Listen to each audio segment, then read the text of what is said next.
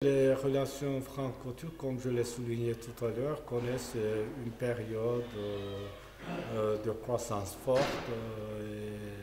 Depuis la visite du président François Hollande en Turquie, je pense que nous avons remis le train sur les rails. Et pour l'instant, bon, nous n'avons pas atteint la vitesse de la TGV, mais ça va en bon train.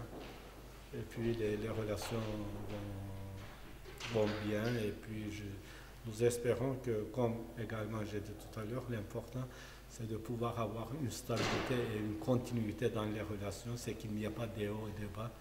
Donc c'est là-dessus que nous devons œuvrer et puis pour l'instant, bon, les choses vont plutôt bien.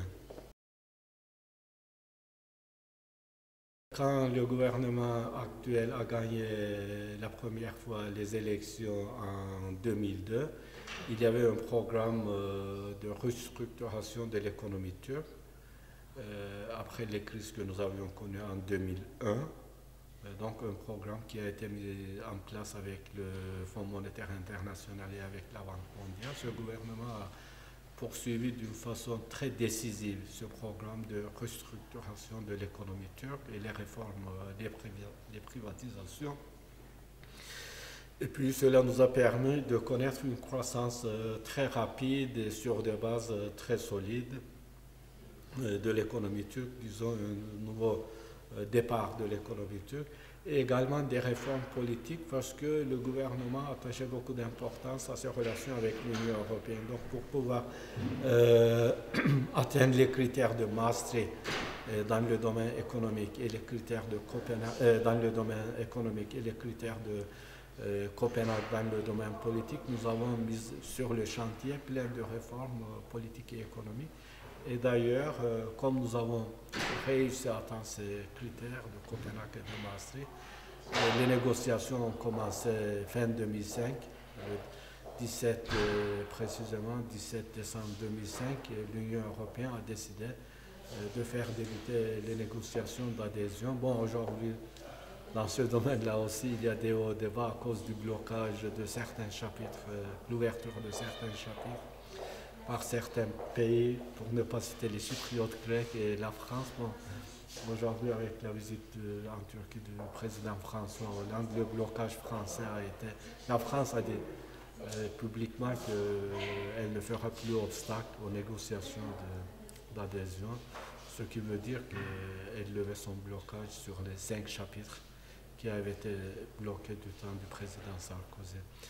Donc les réformes, bon, les réformes, il faut les continuer. C'est pas, on ne peut pas dire on a fait les réformes et puis maintenant on peut dormir tranquillement. Non, nous avons le gouvernement actuel de Davutoglu a également exprimé un grand programme de restructuration de l'économie, mais également des réformes politiques.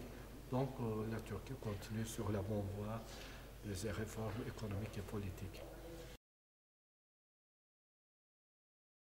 Le rôle de la Turquie dans la région était toujours de jouer un rôle stabilisateur parce que s'il n'y a pas de stabilité dans la région, la Turquie ne peut pas continuer son effort économique. Il est très difficile de garder sa stabilité politique et économique dans une région turbulente, comme je disais, pleine de turbulences.